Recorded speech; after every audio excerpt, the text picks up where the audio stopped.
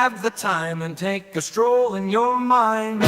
In August of '64, a Tonkin Gulf incident ignites a war. Admiral Morrison gets attacked, then America strikes back. Weird scenes inside the canyon. Weird scenes inside the canyon. Military kids depart the hill, and into the canyon they will fill. They protest people who kill, but are they any different still? Weird scenes inside the canyon. Weird scenes inside the canyon. Welcome to my summary of David McGowan's Weird Scenes Inside the Canyon, Part 15, Chapter 17, The Lost Expedition of Gene Clark. This series is based on a book, so it's best to start at Chapter 1. I'll leave a link to Chapter 1 in a pinned comment. Also, this video is being made in the summer, and I'm a little slower in the summer because I'm outside enjoying the outside. So we'll see you less frequently, but we will see you. Thanks for watching. Part 15, Chapter 17, The Lost Expedition of Gene Clark. In later years, toward the end, he would have really bad nightmares. He would wake up in the middle of the night screaming. Guy Clark, Gene Clark's son. In many ways, the Gene Clark story reads a lot like Graham Parsons' story. Both were considered by their peers to be among Laurel Canyon's brightest stars, yet both are largely now forgotten. Both of their lives were cut tragically short, though Clark lived considerably longer than Parsons. Both of their deaths were overshadowed to some extent by unusual events that occurred just after their passing. Both were considered pioneers of the country rock genre. Both played for a time with the Byrds. Both recorded duets with Emmylou Harris, and both employed many of the same musicians on their various solo projects. Both had legions of female admirers. Both had a keen interest in UFOs and believed in alien visitations. And both were notorious drug and alcohol abusers.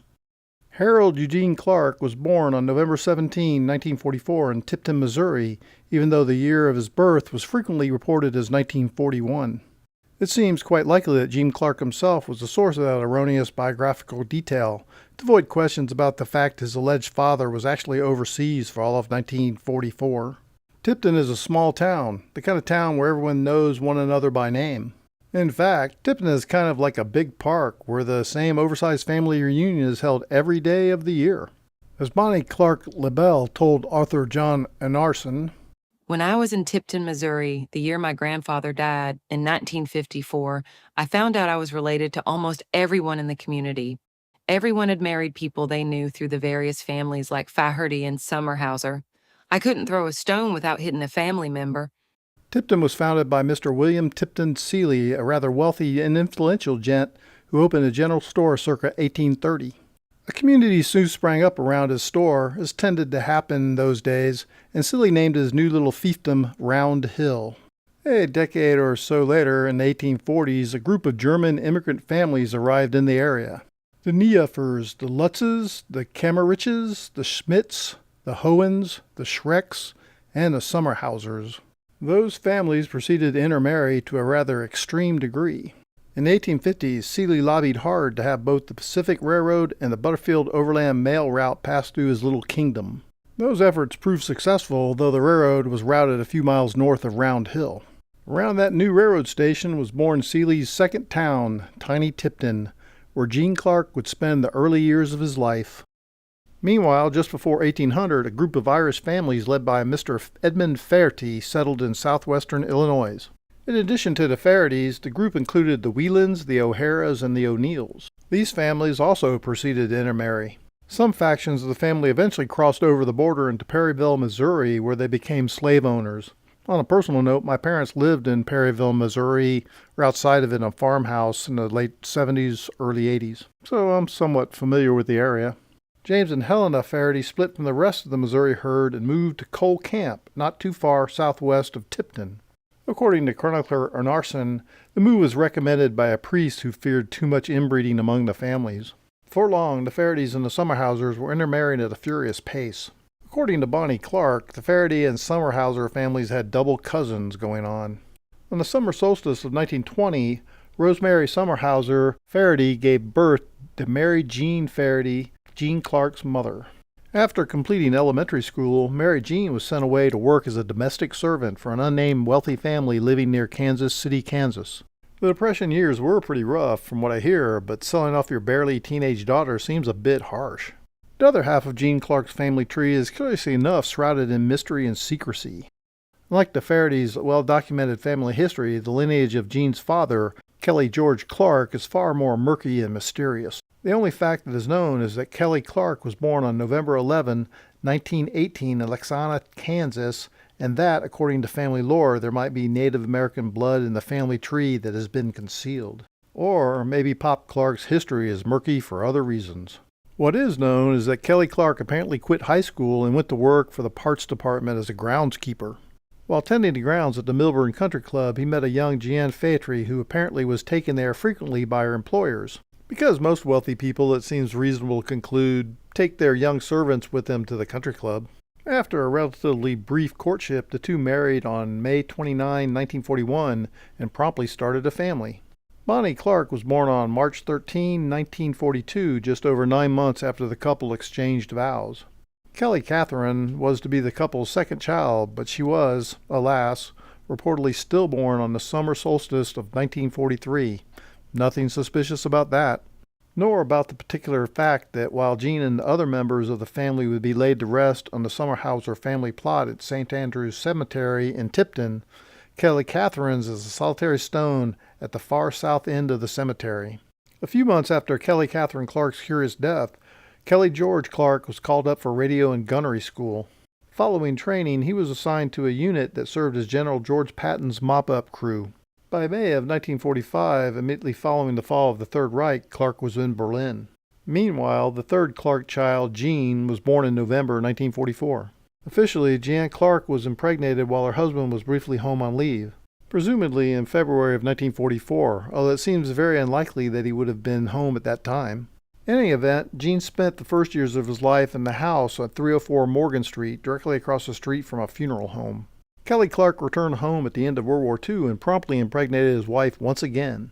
Nancy Patricia Clark was born on July 19, 1946. The family would continue to grow until there were no fewer than 10 Clark siblings, all living in a tiny house far off the beaten path. As a former classmate and friend told an arson, "You had to take a dirt road up, and it was the only house back in the woods, way up high. I couldn't believe the first time Jean took me there. It was kind of spooky in a way." As Sister Bonnie has acknowledged, the Clarks were known as a very strange family in the community. That may have had something to do with the family's rather unusual choice of recreational activities, such as throwing knives at laundry detergent boxes. Jean was very good at it. We both were. This was one of the things we did as a family function, Noted Bonnie. Jean would have a lifelong fascination with knives and guns. After Clark began making money with the Byrds, he started buying guns. In the cover photo of one of Jean's solo albums, he's sitting on a picnic table. As brother Rick Clark has noted, "There are bullet holes in the table where we would shoot at cans and bottles from the back porch with Jean's guns." one of those guns was an antique rifle given to Jean by fellow gun aficionado David Crosby. Apparently, a lot of those peacenik hippie types in Laurel Canyon were packing heat. Shockingly enough, most of the members of that strange family living in the backwoods did not fare so well as they grew into adulthood. As of 2005, one Clark sibling had been diagnosed as a paranoid schizophrenic. Another suffered from severe bouts of clinical depression. Another was homeless due to untreated mental illness. Another was on psychiatric meds most of her life before dying suddenly in 1987. Another was bipolar, and yet another was diagnosed with severe mental retardation. Even more shockingly, mysterious father Kelly Clark was said to be a raging alcoholic who suffered from severe mood swings. Jean's formal education began in 1949 at a strict Catholic school in Raytown. According to Big Sister Bonnie, as quoted by Anarson, There were truly some abusive people there. I can remember some of those nuns being real nightmares. by 1960 the family had moved to Bonner Springs, Kansas, where Jean attended high school. He was known to hang out with a rough crowd during his high school days, and a few of his buddies from those years ended up serving prison time. On August 12, 1963, Jean Clark, still a few months shy of his 19th birthday, was inexplicably offered a spot on the new Christy Minstrels vocal group. He was on a plane to California the very next day. The Minstrels were a very busy touring group, averaging some 300 dates a year, so Gene would spend a lot of time on airplanes during his 6-month tenure as a minstrel. Curiously enough, though, fear of flying would be cited a couple years later as Gene's reason for leaving the Byrds. One of the gigs the group played on January 14, 1964 was at the White House as special guest of Lyndon Johnson, who had taken office less than 2 months earlier following the assassination of John Kennedy. After the performance, Gene and other minstrels, including Barry McGuire, who, as was discussed previously, released Eve of Destruction a couple years later, went out on the town and partied with Johnson's 2 daughters, Linda Byrd and Lucy Baines, who were just 19 and 16 at the time. As the story goes, Gene quit the New Christy Minstrels a couple of weeks later, in February of 1964, after hearing the first album released by the upstart British band known as the Beatles. Clark immediately headed out to Los Angeles, as would so many others, where he regularly hung out at the Troubadour just off the Sunset Strip. It was there he met one James Joseph McGuinn III, who had, curiously enough, once been a New Christy minstrel himself, for exactly 1 day. The two quickly formed a folk duo and began writing songs, hoping soon to get bookings at the Troubadour and other local clubs. But, according to McGuinn, the pair never got to the stage of performing as a duo. Crosby came along quite quickly. McGuinn was initially quite wary of the interloper, but the three nevertheless became a trio known at first as the Jet Set. With Crosby, of course, came Jim Dixon, who would transform the trio into the Byrds. According to Vern Gostin, who along with his brother Rex played with many Laurel Canyon musicians, it was Jim Dixon who put the Byrds together, you might say. If I'm telling the truth, this is what I think. I don't think the Byrds had any ideas whatsoever, and Jim Dixon put it all together for them. Dixon originally envisioned the band as a Beatlesque quartet, with Gene as John, lead vocalist, rhythm guitarist, Roger as George as lead guitar and vocals, and Crosby as Paul, bass and vocals. This arrangement proved unworkable, however, since Crosby was reportedly unable to sing and play bass at the same time. This then led to Dixon to recruit mandolin player Chris Hillman to take over bass duties, leaving Crosby with little to do other than provide harmony vocals. That didn't sit well with Lord Crosby, so he began a relentless campaign aimed at eroding Gene's confidence in his own guitar playing ability. Crosby's constant ridicule paid off, and soon enough he took over rhythm guitar duties. The 5-man band was then complete. Gene would provide most lead vocals and bang the tambourine. Jim/Roger McGuinn would provide the band's signature 12-string guitar sound and harmony vocals. Crosby would provide serviceable, at best, rhythm guitar work and harmony vocals. And Chris Hillman and Michael Clark would pretend, initially at least, to play the bass guitar and the drums. The band released its first single as the Beefeaters. The record was produced by Jim Dixon, who would go on to guide the Byrds' career, and Paul Rothchild, who would go on to guide the Doors' career. The single, released by Elektra Records, went nowhere. By November of 1964, though, the band, renamed the Byrds, was signed with Columbia Records. Just 2 months later, they would record Mr. Tambourine Man and become huge stars. But there was a hurdle to overcome first. Gene had received his draft notice. Roger and Michael had already dodged that bullet, now it was Gene's turn. Not to worry, though, Gene was able to dodge that bullet as well. Gene was deemed unfit for military service due to an old football disease, identified as Odgood-Schlattler's disease. Luckily for Gene, it apparently didn't prevent him from playing football, but it did keep him out of the service. Gene Clark was, without question, an astoundingly prolific songwriter. Relatively few of his compositions, however, appear on Byrds' albums, which instead featured a lot of covers. The truth is that Gene had more than enough songs, and reportedly good songs, to fill the early Byrds albums. Even Crosby has acknowledged that Clark was prolific. He would show up every week with new songs, and they were great songs. Crosby wasn't so generous with his assessments of Gene's talents back in the day. According to most accounts, it was the jealousy of Crosby and McGuinn that kept Gene's tracks off the records. In those days, there wasn't a lot of money to be made by performing and recording music. The real money was in song royalties, so Clark was paid considerably more than the rest of the band. As McGuinn put it, Gene was into Ferraris and we were still starving. That disproportionate compensation quickly drove a wedge between Clark and the other 2/3 of the original trio. At times, Gene even shared writing credits on his songs just to get them onto albums. The classic 8 Miles High, for example, was written by Gene but credited to Crosby and McGuinn as well. As has been noted previously, Vito Polakis played a key role in launching the careers of the Byrds. And so it is that we find references to Vito and his entourage in Narson's telling of the Gene Clark story. Vito and Carl were legendary hipsters on the LA scene and were into LSD long before anyone else.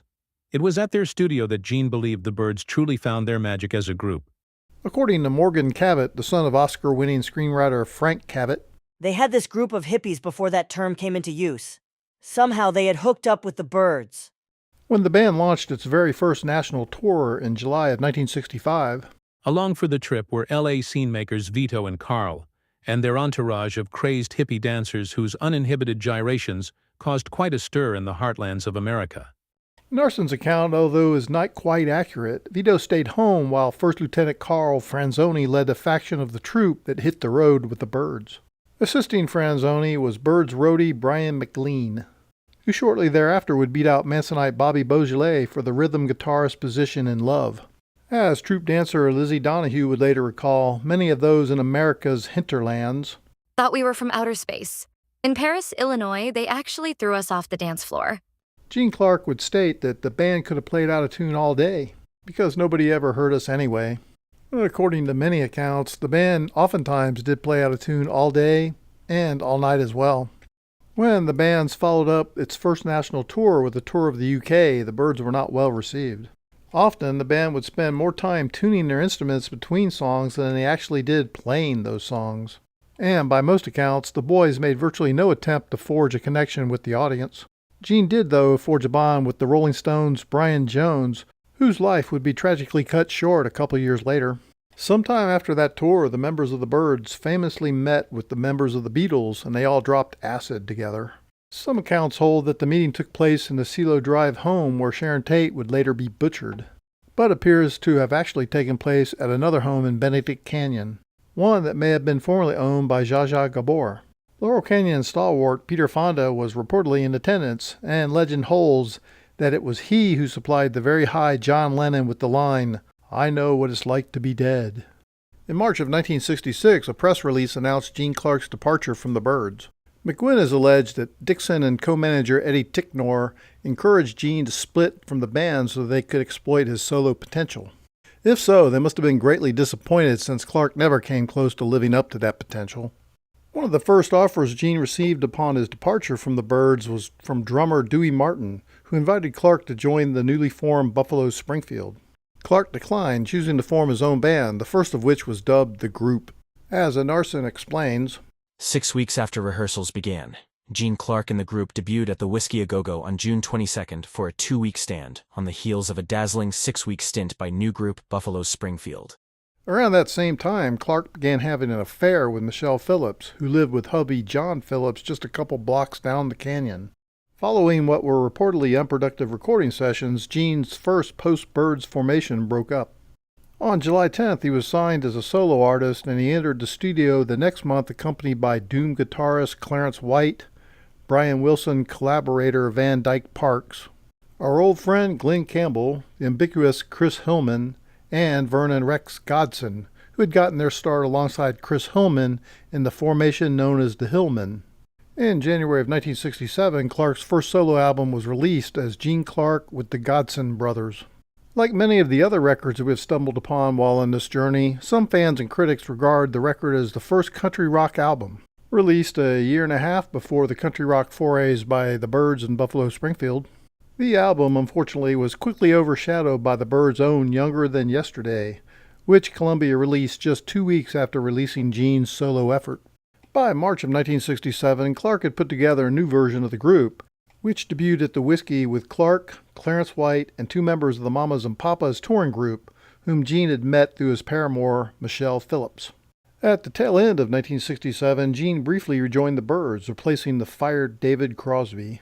The reunion lasted only a few weeks, but it was long enough for Gene to contribute to the notorious Byrd Brothers, released in January 1968. When Gene had left the Byrds, it should be noted they had done so empty-handed. Not so with Crosby, who was given a substantial settlement upon his departure. He used that money to purchase a yacht, which he dubbed the Mayan. Crosby thereafter was known to spend extended periods of time aboard the Mayan, sailing to and from various locations. He was not the only canyon musician to own and operate such a vessel. John Phillips had one as well, as did Dennis Wilson. All three of them also had a passion for controlled substances. And guns. Perhaps there's some connection there. Following his brief reunion with the Byrds, Clark composed the original score for Marijuana, a short anti-drug film hosted by Sonny Bono. His next project, dubbed The Fantastic Expedition of Dillard and Clark, featured Gene, Doug Dillard, formerly of the Dillards, from whom the Buffalo Springfield, it will be recalled, had obtained their instruments. Bertie Lenon, who had been a peripheral member of the San Diego Scottsville Squirrel Barkers, alongside Chris Hillman, and of course, Chris Hillman. By that time, Gene had married, and his wife, Carly, was an avid reader of occult literature. Particularly, as she recalled, this lady named Madame Blavatsky. Circa 1971, Clark was approached by his friend and fellow Canyonite Dennis Hopper to compose songs for the soundtrack to Hopper's American Dreamer. Around that same time, Gene's running buddies included David Carradine and John Barrymore. That was, to say the least, a rather curious group of friends. According to authors such as Craig Heimbichner, Martin P. Starr, and John Carter, Dennis Hopper and John Carradine, David's dad, were both members of the infamous Agape Lodge of the OTO. Alongside doomed rocket scientist Jack Parsons, actor Dean Stockwell, and doppelgangers L. Ron Hubbard and Robert Heinlein. According to Gregory Menck, writing in Hollywood's Hellfire Club, John Carradine and John Barrymore were also members of the so-called Bundy Drive Boys, a group that engaged in such practices as incest, grape, without the G, and cannibalism. And, according to Ed Sanders, among the upscale homes visited by a process work group was the John Barrymore Mansion located at 1301 Summit Ridge Drive. The year 1972 saw yet another brief Byrds reunion, with another record released, this one in February of 1973. Gene next began recording sessions for a new solo project financed by his friend Gary Lejon, the husband of porn star and ivory soap model Marilyn Chambers. Joining Gene on some of the tracks was Emmylou Harris, whose hubby, Tom Slocum, a descendant of famed explorer Joshua Slocum, was a member of Gene's inner circle. After briefly relocating to Albion, California with his wife and kids, Clark moved back to Laurel Canyon, where he moved into a home on Stanley Hills Drive with his new girlfriend, Terry Messina. Born into considerable wealth, Messina was the daughter of a prominent area physician. In 1963, she had enrolled in theater arts at UCLA, which quite likely would have placed her in the company of a couple of other UCLA theater arts students named Jim Morrison and Ray Manzarek. Terry and Gene moved in together in the summer of 1977. Messina worked in film editing, but she was better known in exclusive circles as a supplier of cocaine and heroin. As has been previously discussed, during that time period, the entire Laurel Canyon lifestyle revolved around cocaine, and Gene fell into line, becoming a legendary partier. Canyon resident Ken Mansfield recalled those dark years. That particular point in my life, and most of us, was the craziest time of all, when we were all into drugs the most. Tommy K's house was one of the houses we hung out at a lot. David Carradine was my neighbor in Laurel Canyon. Our two properties were side by side. David had a group called Water. I could tell you some Wild Canyon stories. Looking back, it's not a nice memory. Even though we thought we were having a good time, I don't think we really were. Shortly after Tommy K's little girl, Eloise, died in an unfortunate accident, it just seemed like everybody's life got dark, and we all kind of lost hope there for a while. Kids living in Laurel Canyon apparently had to be particularly vigilant about avoiding tragic accidents. Circa 1978, Clark teamed with former bandmates Hillman and McGuinn for a contrived reunion tour. An album followed in early 1979, with a second released in early 1980. During that time, according to brother David Clark, Gene was hanging around with these really gross characters who were just a bunch of burnouts, and he wasn't much better. Kathy Evelyn Smith was there. Not long after, Smith would attain a certain amount of notoriety for her involvement in the curious death of John Belushi at the Chateau Marmont. We should then, I suppose, add John Belushi to the Laurel Canyon death list, and Eloise K. as well. Following the release of the second Byrds reunion album, Clark and close friend guitarist Jesse Ed Davis left LA for Oahu, Hawaii, supposedly to get clean. They returned at the end of 1981, with Gene once again settling into his favorite canyon. Among his close friends at that time were former child star Kurt Russell and his then-wife, actress Susan Hubley, who had also taken up residence in Laurel Canyon. Gene's solo career sputtered on for another decade, though fewer and fewer people seemed to be paying much attention. In January of 1991, the original members of the Byrds came together for their introduction into the Rock and Roll Hall of Fame. Clark died just 4 months later, reportedly of a heart attack. He was just 46 at the time.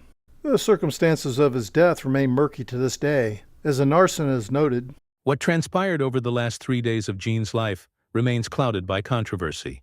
Conspiracy theories abound. Accusations have been leveled. for the most part, though, Gene has now been all but forgotten. His vast stockpile of unreleased material, however, much of which mysteriously disappeared after his death, likely lives on, albeit credited to others.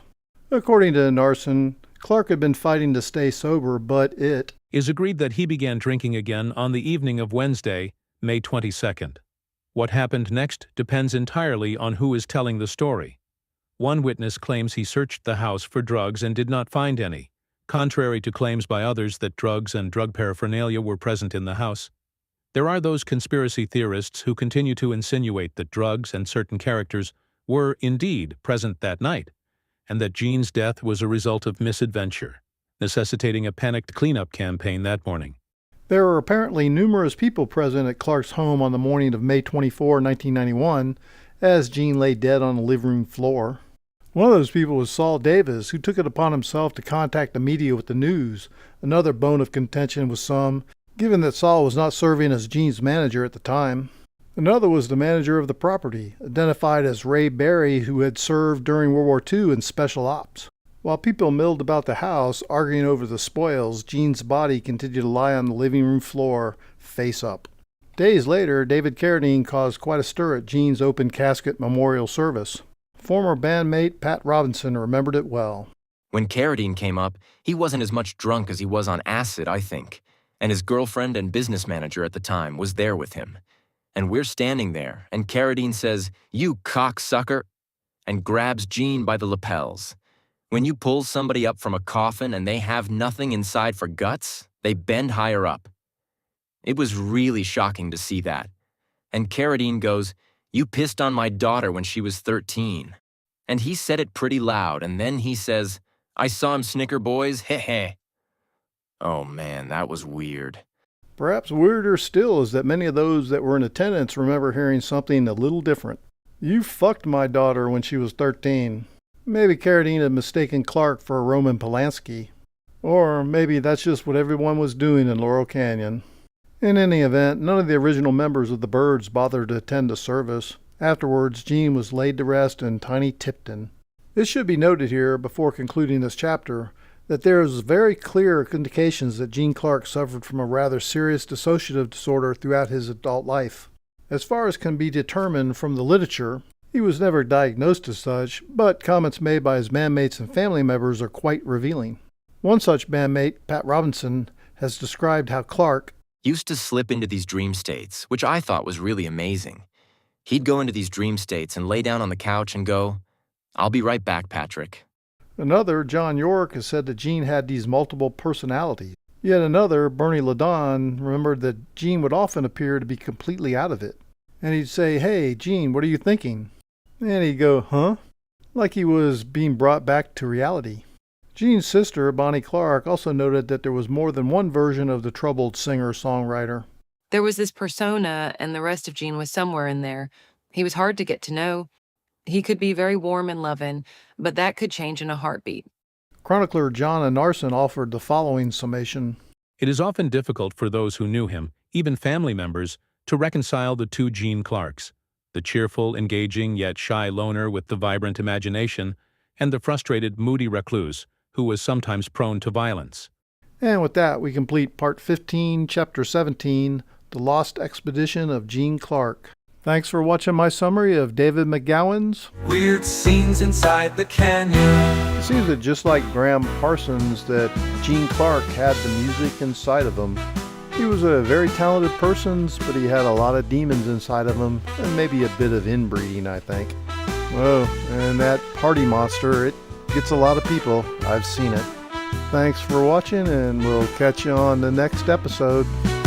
Military kids depart the hill, and into the canyon they will fill. They protest people who kill, but are they any different still? Weird scenes inside the canyon.